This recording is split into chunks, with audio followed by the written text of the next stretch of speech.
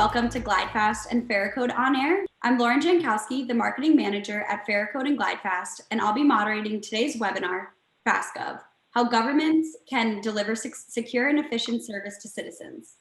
Before we get started, I'd like to give you some background information on GlideFast and Faracode. As sister companies, GlideFast Consulting and Faracode both offer cutting-edge technology services. GlideFast is a consulting firm dedicated exclusively to ServiceNow and was recently honored to be named number 341 on the Inc. 5000 list of the fastest growing private companies in America. Faracode provides technology services, managed services, and staff augmentation to federal, state, and local government organizations. Faracode is proud to have partnerships with a variety of different technologies and recently achieved ServiceNow Elite Partner status. As a perk of attending today's webinar, we'll be giving away a $50 Visa gift card. We'll announce the winner at the very end of today's session, so be sure to stay on for the entire webinar. I'm excited to introduce today's presenter, Sarah Tolson, a service portal developer on the GlideFast and Faracode team. I'll be monitoring the Q&A throughout today's session, so please send in any questions as they arise, and we'll do our best to answer them. Now, I'd like to hand things over to Sarah Tolson. Hello, everyone. I'm Sarah Tolson. Today, we're going to dive into a few things that can help our friends in state and local governments take the leap into providing digital citizen services. So why citizen services? Well, government administration is my home base. I've changed careers a few times, like you do, but one of my first and ongoing passions has been for local government. I am actually trained to be a city manager.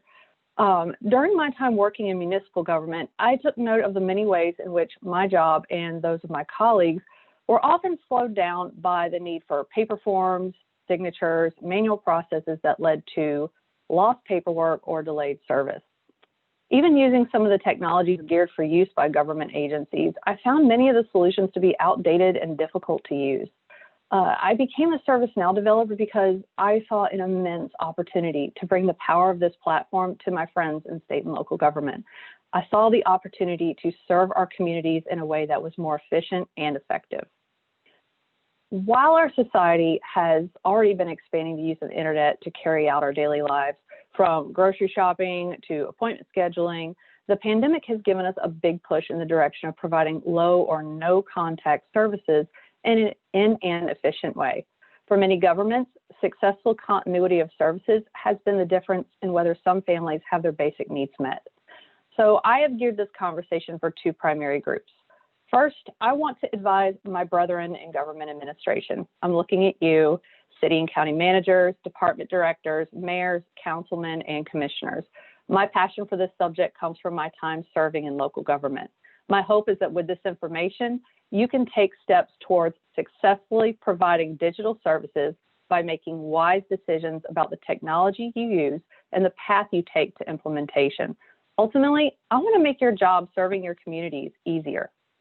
Second, I'm looking to provide some insight for my fellow ServiceNow developers. I want you to use this information to help guide your state and local government clients as they make this important leap. Serving the general public is a special, rewarding endeavor. Together, we can ensure that solutions we provide are truly assisting the communities we come in contact with. So just a quick note on the points we're going to cover today. First, we'll talk about the importance of going digital and what can be gained for your community by providing services online, where in the past we've typically seen a more manual in-person approach. Then we're going to get into some general advice I and our teams here at GlideFast and Faracode have seen as helpful for ensuring that your implementation of digital services is a success. During the course of this presentation, I'm going to also be introducing you to FastGov, our solution and strategy for providing citizen services online. FastGov is built on the ServiceNow platform and utilizes the Customer Service Management or CSM application. You'll hear me reference these as well. All right, first, so why go digital? This is an ever-changing world, and increasingly, we're dependent on digital services. Like I said, banks, shopping, even connecting are now commonplace over the internet at the touch of a button. It's time for us, from the smallest town hall to the largest state department, to get on board. Many of the benefits of going digital can be summed up into three main advantages that digital services provide. First is citizen access. I can't tell you the number of times I've had a member of the public in my office for a permit or some other service tell me how inconvenient it was to have to come down to City Hall in the middle of the work week. Going digital provides the opportunity to open up access to your services to a wider swath of the population and can even assist in boosting citizen involvement. Having access to request services from home, whether it be applying for Medicare or requesting a pet license, can ease the burden on your citizens for getting what they need. The second benefit, and one that hits us regardless of the size of our organization, is that of budgetary constraints.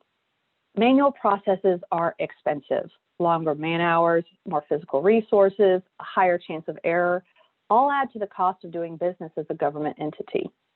Self-service tools can reduce these costs tremendously. For example, the IRS reported that they spend an average of $41 every time a citizen calls them. Compare that to the cost of 22 cents per use of automation tools. Setting up these self-service tools and allowing your citizens to make requests and report concerns digitally can drastically reduce the time and materials needed to respond. In addition, a digital system allows you to keep track of service request levels, giving you another tool at your disposal to plan budgetary needs based on concrete information. You'll know ahead of time what's needed to provide a service, and you can see what resources are needed to keep that service running at an optimal level as your community grows. Now, last, I'd like to touch on the immense benefit digital services can provide to managing your processes. One thing I've come to love about the ServiceNow platform is its great flexibility in handling your workflows. Every city, county, and state has different processes for providing a service, with different forms, requirements, and the hands that those forms have to go through for signature. The way you obtain a building permit in Raleigh, North Carolina may be vastly different from the way it's handled in Seattle, Washington. With ServiceNow, you can easily set up your processes in a way that's custom tailored to your existing way of doing things. No more waiting for interoffice mail or telling that citizen you're not quite sure where their application is. By going digital, you can easily see where in the process an application is, and when that citizen calls, you can tell them what may be holding up their application and work with them to more quickly resolve any concerns they have. And because you're managing the process digitally, the application is always where you left it, online. No sorting through files or email chains to find what you need. All right, now we're going to dive into some tips to ensure your digital services are set up for success. First, let's talk about security. With many government services, your citizens are handing over sensitive and personal information, including work and salary history, social security numbers, birthdays, etc. So my first piece of advice is to ensure that the solution you use to provide digital services has reliable security in place. ServiceNow, for example, is currently used by some of the biggest brands in the world and is also used at all levels of government, protecting industry secrets, user information, and government programs. One feature I highly recommend is user self-registration.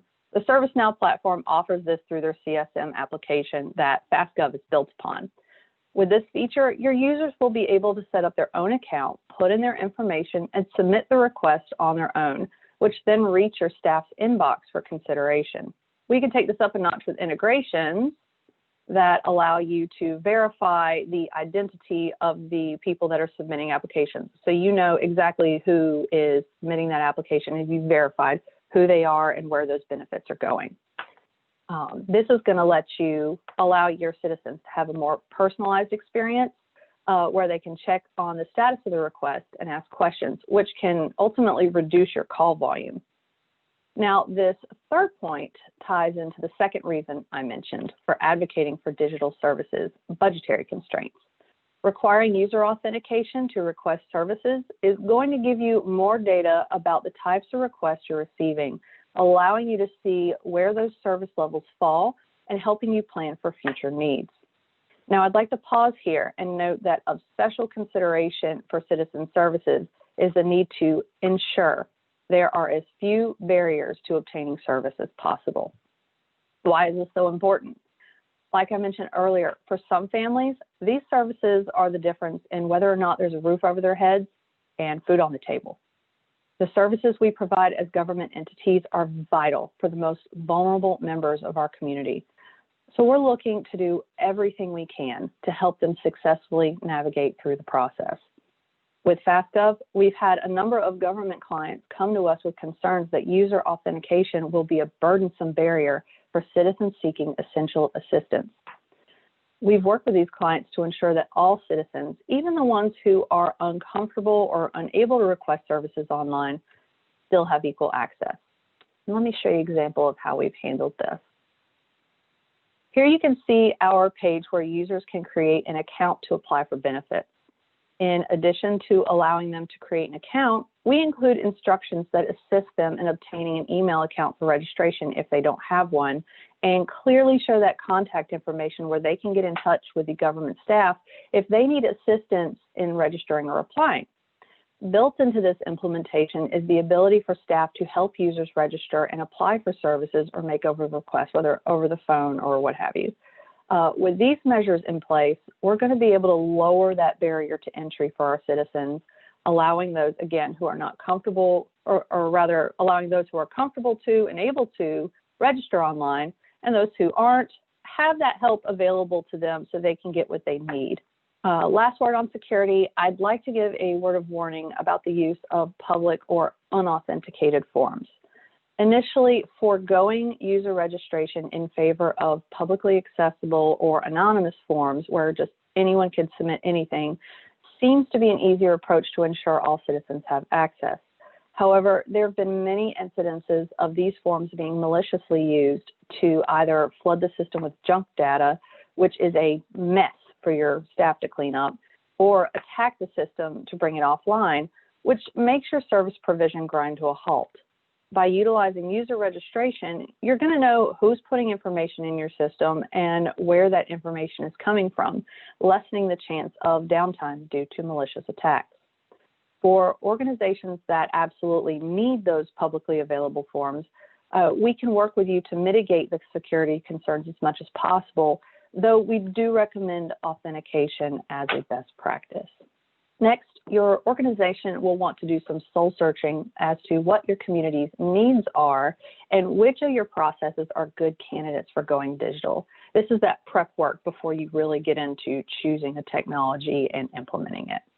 When working with our FastGov clients, we go through the process of helping them lay out their needs and priorities so all parties involved have a good sense of what's going to be developed, what's included, and how long it's going to take. The more time you take to lay out and understand your processes, the more smoothly that jump to digital can go.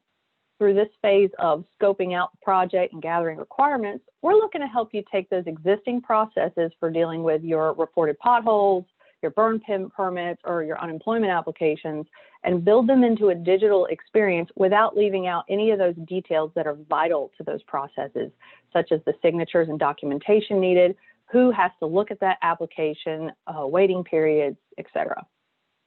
Now, when considering which services you want to take digital, there's a couple of places that you can look to help determine your priorities. The first one is your pain points. What processes are slowing you down? Is it taking too long to get recycle cans out to the new residents? Are city vehicles not being serviced in a timely manner due to scheduling issues? Are building permits backing up because they need a final sign-off from that staff member that's only in on Thursday? Some of the instances I've mentioned, okay, they're a bit hyperbolic, especially for your larger organizations, but every organization has its bottlenecks and its services that seem to be overwhelming for the number of requests. These would be good places to start. Another place to look for good candidates is your finite processes that could reasonably be handled without in-person contact. A burn permit, for example, may require the resident to fill out a form and get sign-off from the fire marshal before the approved permit is issued.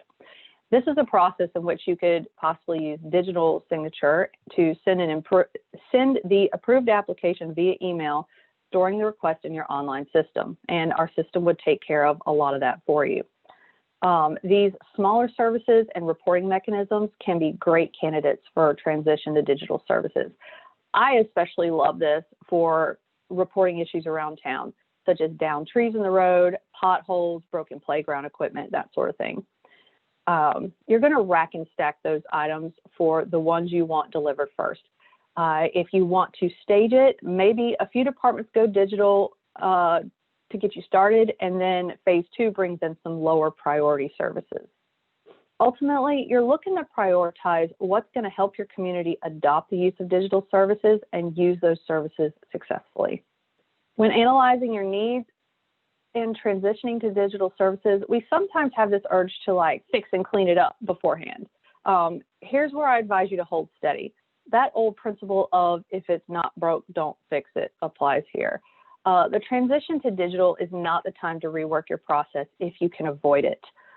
Your staff will need the time to transition to that new digital platform, and it's going to be much easier for them to do so if they're only learning the platform and not a new process on top of that.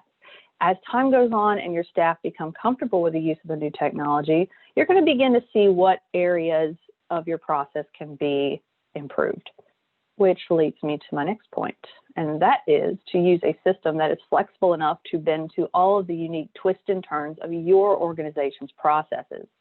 In government, there are certainly some one-size-fits-all processes, but more often than not, applying for a service in one state or county isn't the same as in another, like I mentioned.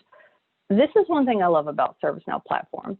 I love how flexible the system is for working with how you already conduct business. You want this kind of flexibility when providing government digital services, as state and federal requirements change from year to year or even month to month, and you have to be ready to adopt. Ultimately, you know how your organization works best, be it a county health department or municipal planning and zoning. Expect your technology to work the way you need instead of being forced to change your way of doing things to fit the technology. And last, to keep in mind, don't forget to consider those specialty software programs you're currently using and determine how you want your digital service offering to work with those systems, if at all. Do you want the purchase order requested in your digital system to send information to Munisoft? Do you want to incorporate the use of that great GIS software that your planning department loves? If you're using systems that you want to keep, you're going to want to look for a solution that allows you to seamlessly integrate into your existing technology. With clients both private and public, we've integrated this platform with a vast array of technologies, using ServiceNow as the central hub for all of their organization's processes. You're looking for a system that can enhance the way you do business and make the transition from your legacy platforms to the new solution easy on the staff members that are using those systems on a daily basis. All right, next. The jump to digital services is a big decision, and oftentimes this is made at your higher levels in a governing organization. To ensure the success of your implementation, I encourage you to empower your staff at all levels of your community. They're the ones that are planning the logistics of the Christmas parade or driving the recycle trucks that make them the absolute heroes of every little boy in town. They're the ones protecting your citizens and helping them get through the emergencies that life throws their way, or helping the businesses in your community grow and thrive. The workforce of your government absolutely must be on board with this transition in order for it to succeed. Going digital should make their jobs easier, not more difficult. So how do we do this? There are 3 ways you can encourage employee buy-in. And the first one is to gather your requirements from the ground up.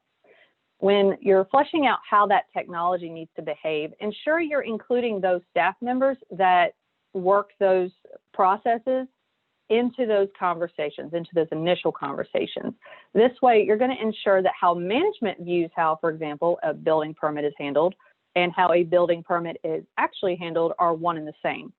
Your staff are going to have insights into the day-to-day service that upper management may not have, which is going to prove vital to ensure your services are implemented well. And as I mentioned earlier, you want to avoid changing the way your processes currently run if at all possible. Including the employees that run those processes and ensuring those processes that go digital are the same as those your staff are currently used to is going to help ensure that move to digital is a smooth one. Second, start early to get the support of your staff. Speak with them about the pain points in their day-to-day jobs and have those conversations about how digital services could help them serve your community more efficiently. Like I said, including them in those requirements gathering process. Be sure to update them as you grow closer to your implementation date and make sure they're ready for that coming change. which leads me to my last point. To help ensure they're ready, involve them in testing as your solution is prepared and ensure they are properly trained. During our process, we encourage our clients to take active part in thoroughly testing their system as it's built. As you choose your testing team, make sure you're including the employees that are going to be using that system day to day. This is going to help you in a few ways. First, if they find that process was built in a way they're not familiar with, testing is a good place to iron out any issues before they're expected to use the system. Let them know their questions and concerns are heard. This also provides them an opportunity to get familiar with that new system. Employees talk, and if they like what they're seeing, they're going to be your best advocates to get your workforce on board with the coming changes.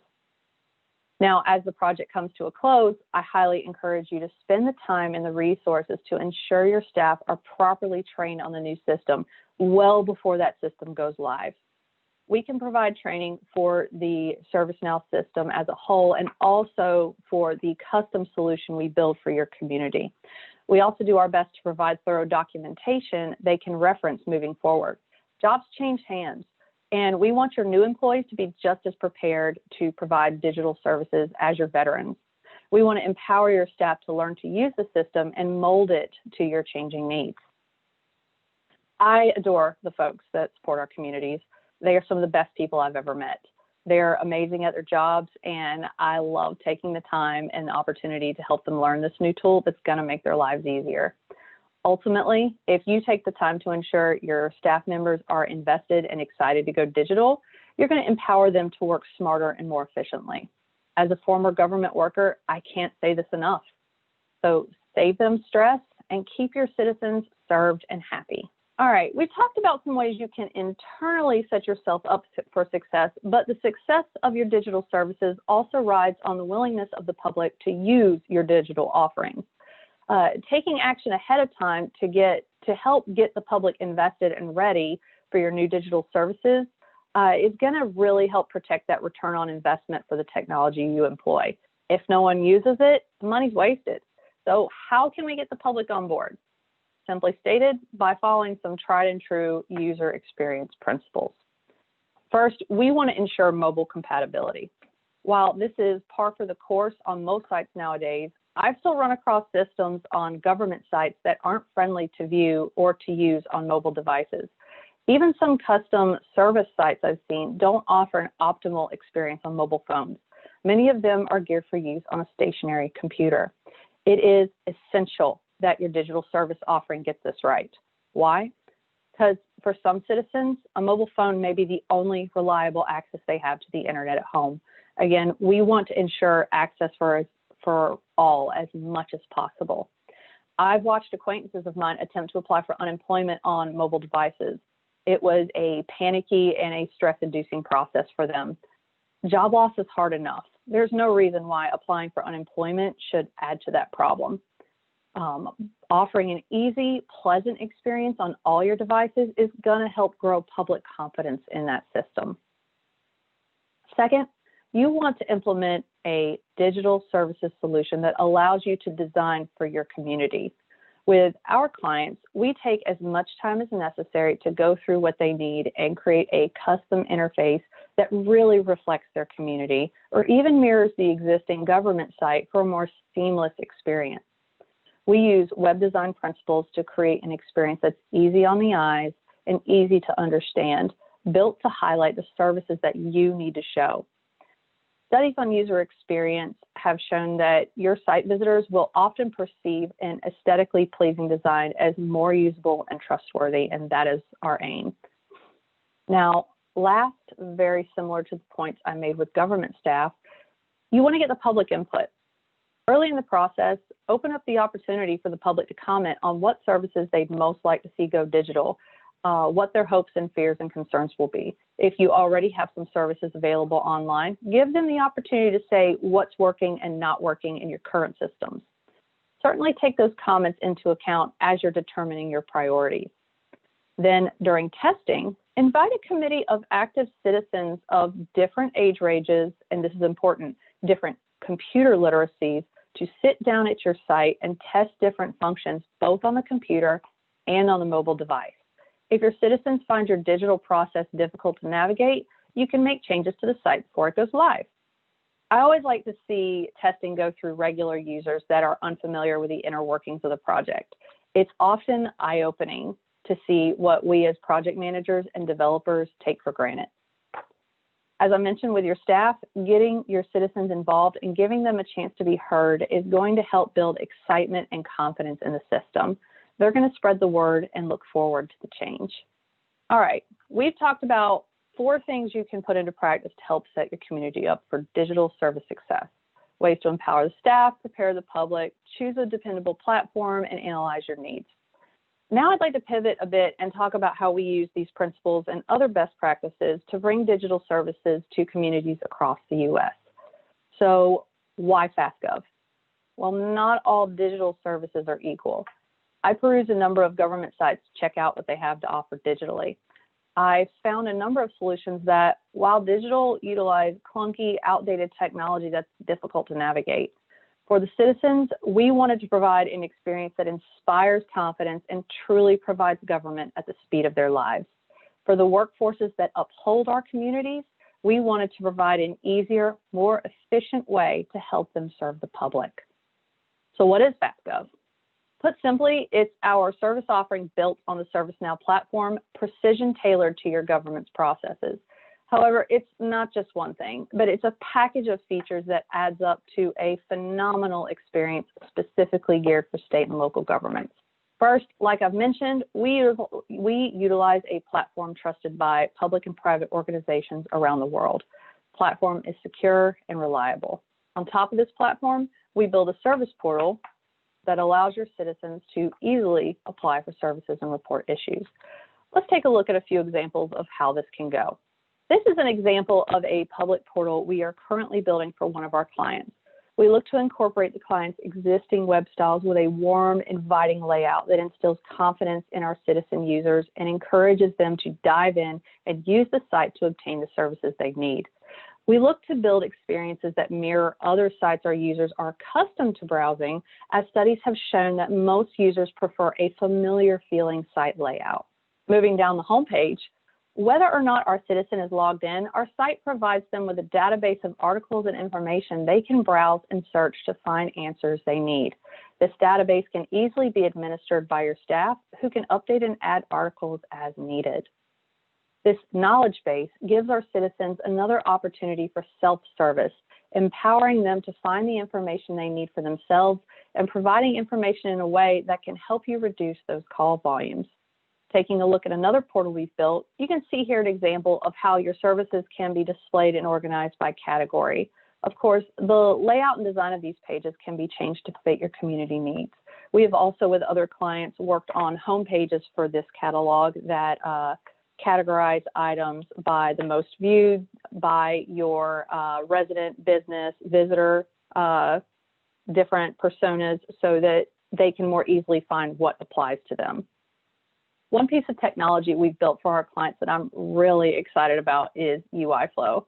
One thing I've noticed is particularly treacherous about digital government services is the tendency for forms to be long and even intimidating.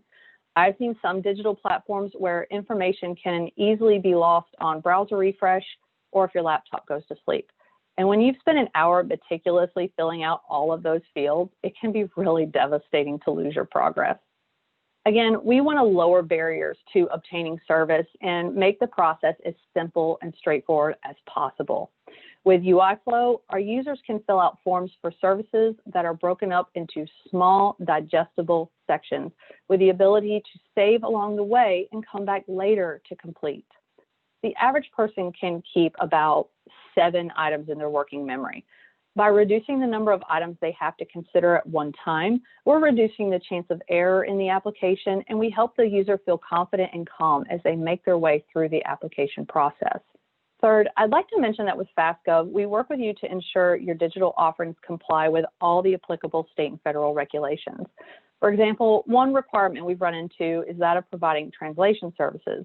Again, pointing back to ensuring access for all of our citizens, we integrate with Google Translate and configure your site so residents can easily select the language they want to use. Another way we've had to work within federal guidelines is just by the nature of the fact that in submitting applications for certain services, you can't require someone to fill out a part of an application or make a field mandatory for submission. You cannot prevent them from submitting an application through the use of mandatory fields. So to work with this requirement, we've developed what we call an eligibility engine to help validate those applications after they're submitted, which goes a long way to assist your staff in processing those requests without keeping our citizens from actually submitting. Last, I will briefly mention that this solution includes reports and metrics that can be tailored for all of your processes. This can assist you with department reports and provide easy access to the metrics that elected officials and managers need to make high-level decisions. I've spoken to mayors in the past about the possibility of a digital system, and they found the idea of a dashboard showing the metrics they needed particularly compelling. And that is all for me. At this time, I've really enjoyed sharing this with you. I'm very passionate about bringing this service to state and local government, so I'll take any questions that you have. All right, everyone, you can use the Q&A to send in any questions. And Sarah, it does look like we have some. So the first one, how can we take this for a test drive? I am happy to work with you to set up a demo, and we can at that point show you all of the different pieces and parts of the system and how it would work not only from the citizen side, but also from the fulfillment side, how your staff are going to use it day to day. So feel free to reach out if you want to see it. We'd love to show it to you. Perfect. Here's another question. What are your future plans to expand this? There are so many ways I could see this doing so much good for our state and local governments. I have thought about the idea of building out a medical record system and scheduling for your county health departments. I have friends and family in the medical industry and have heard not so good things about the records programs they use. I would love to make this more user-friendly for our county health staff. Few other things that I've thought of, inventory management. I did a brief stint as a secretary for the Wake County Public School System back in the day. While I was there, I went with a manager to acquire some office furniture where I discovered that there are these huge warehouses full of furniture and supplies, so you can more easily reuse things. This system is already built to handle both request and inventory of things like this. And I'd like to more formally build this out to cater to our larger governments who have these massive inventory pools that they have to keep up with. Additionally, planned maintenance. In a similar vein, I would love the opportunity to work with a maintenance division, a Department of Transportation, Public Works Department, to develop a planned maintenance system for handling their fleet. Those recycle trucks, the knuckle booms, the patrol cars, the fire engines, they all need maintenance on a planned schedule, as do your buildings, your facilities, and what have you. Imagine a system that's set up so that you're not suddenly hit one year with a $3 million bill because the Civic Center needs a new roof. With a planned maintenance schedule, I see room for better budgetary preparation so you are ready when those big dollar expenses come. And again, by monitoring your service levels all in one place, you can see ahead of time that Chief is going to need some more patrol cars and officers in the next couple of years, and you can start prepping your budgetary your budget for that. Now, I've got like a list. Citizen information. I found on some municipal sites documents such as meeting minutes, ordinances, resolutions can be difficult to locate on government websites. And with your users creating accounts for themselves, they can sign up to receive alerts and information about upcoming meetings. And you can also put those items in this system where they can easily access it. And last, the idea of incorporating geolocation is something I would like to see this explore. I've been talking about this with our senior architects for a while. This functionality could be used to help pinpoint reported items like potholes, help users find out their voting information in polling places, and even track the garbage truck if a citizen like me forgets to put their trash out the night before, and they can look and see if the trash truck's already passed them by or not, so they can run out and take their cart out, which means that fewer people are going to be left in the dust when that happens because they forgot, because I definitely forget. So some of these items, you already see piecemeal software that will handle them. When I was working in municipal government, we were constantly being asked to look at like the next best piece of software or what have you. What FastGov gives you is one platform where you can have everything at your disposal. One platform where you can handle your public and your internal requests. I see this as an opportunity for our government administrators to enjoy software that works for them and using the ways that they already serve their communities instead of expecting them to change their ways of doing things to fit one piece of technology that may or may not have everything they need. So there's my list. Awesome. Yeah, no, that sounds great. It sounds like you've got some big plans for FastGov. So that's super exciting. But that does look like all the questions that we had for today. So I would like to announce the winner of our $50 Visa gift card. And the winner is Keaton Stafford. Congratulations, Keaton. We'll email you that gift card to you directly. I'd like to thank everyone for attending today's webinar. Sarah, thanks so much for that. It was awesome. And if anyone has any more questions, feel free to reach out to us at info@glidefast.com or info@farracode.com. And to see more sessions just like today's, just check out our website and we have plenty more coming up. Thank you, everyone, and enjoy the rest of your day.